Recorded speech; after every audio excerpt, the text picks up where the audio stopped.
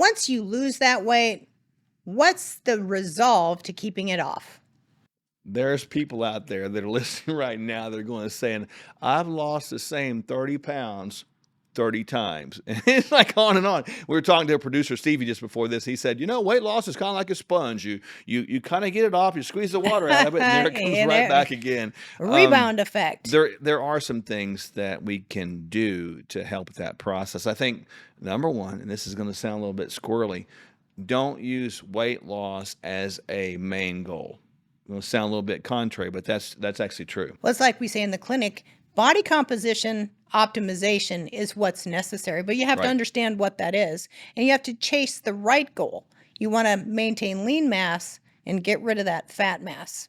Well, body composition is a big deal. That's measured by body fat percentage. So the body fat percentage that we like to get to for men, somewhere between 10 and about 15%. For ladies, somewhere between about 18 and about 25%. If you don't have a ability to measure that, and some people don't, it's fine. You simply want to have a good physique, and you don't want to have excess belly fat. That's what it boils down to, because that becomes inflammatory. So it's really not about losing weight as much as it is improving your body composition to a place of health, a healthy composition. So a few things that are absolutely necessary to keep that weight off is, number one, having a good relationship with food. Oftentimes we go on those restrictive diets, the 500 calorie a day diet, or we're going to fast it off or run it off or whatever it is. We have to have a healthy relationship with what's on the plate. Well, we can't have food being our best friend. Comforter. Yeah, there's really no such thing as comfort food. That's kind of an antithetical kind of a concept. It's like, I'm friends with my bag of chips because it always obeys me and does what I want it to do, and it'll always give me enough love every time. It'll keep giving. It's the gift that keeps on giving, but it's actually it's not a gift, and it keeps on taking. We want to look at food as fuel. That's it.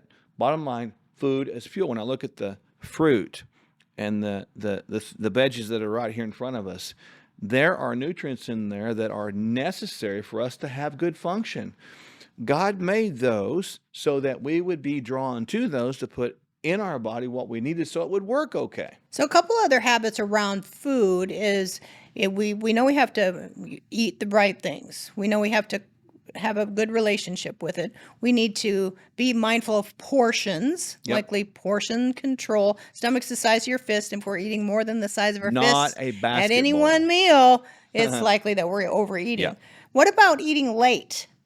Well, eating late's a negative too, because it will disturb sleep. So people, maybe it's a good idea to back it up around 6 p.m.?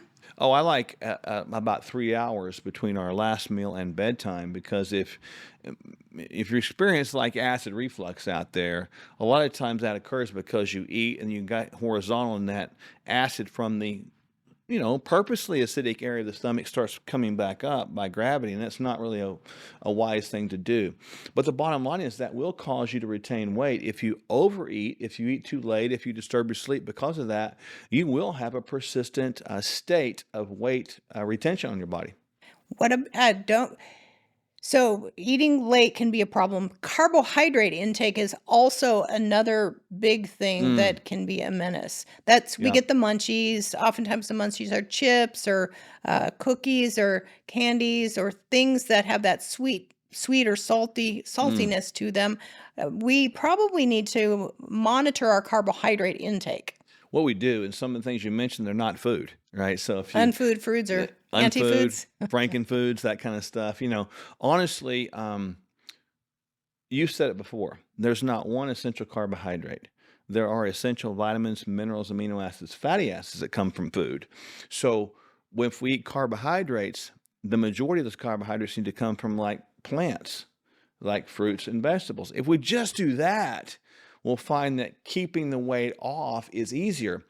It is easier to keep the weight off than it is to get the weight off once you've gained it back, because it becomes absolutely demoralizing if you keep doing it and doing it and doing it. And as you age, it comes on faster and comes off slower. That's just part of the journey of getting older. So watching those dense carbohydrates, would it be a good recommendation to move those carbohydrates over to more plants? Because plants have more fiber, they have more nutrients.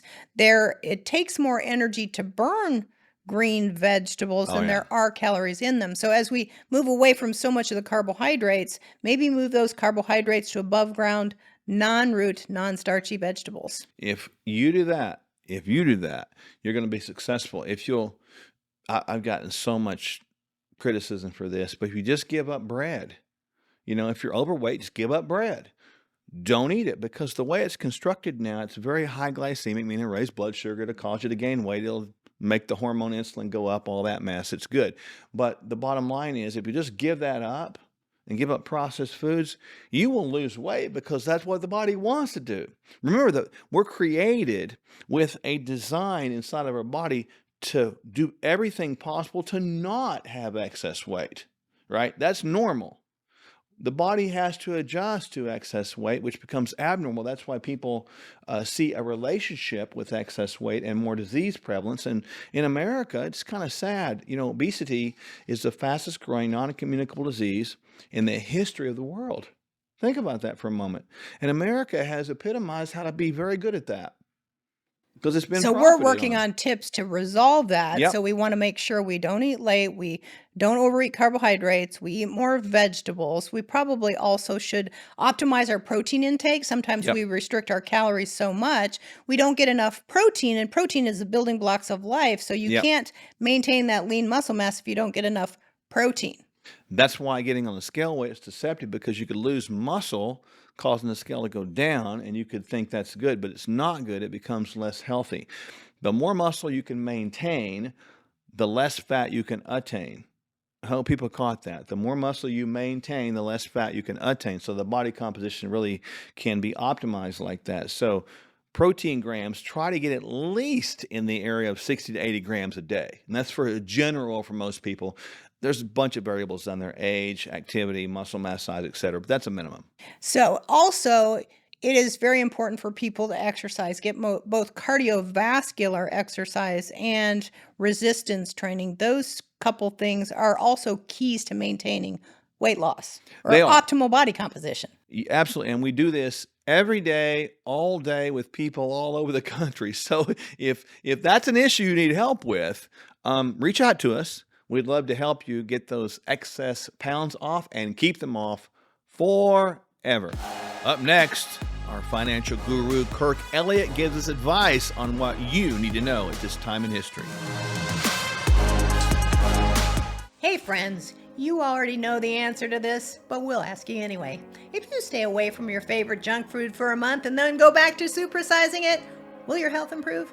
Well, that's the thing about change. To change, we have to be as consistent as possible. And when we go back to an old habit, it's not the end of the world. We just get back at the new habit. Before you know it, real transformation is evident to you and others. That's why we offer a bunch of helpful bonuses when you subscribe to Kingdom Fuel. Kingdom Fuel is our complete nutritional meal shake.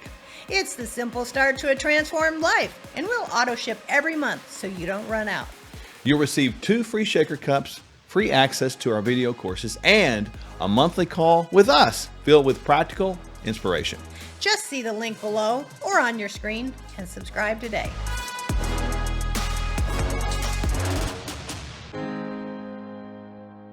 Hey there, Kevin Sorbo here. Now, deep down, we know this. We're more than just a brain and a body. We're a spirit, we're a soul, and we're also a physical temple.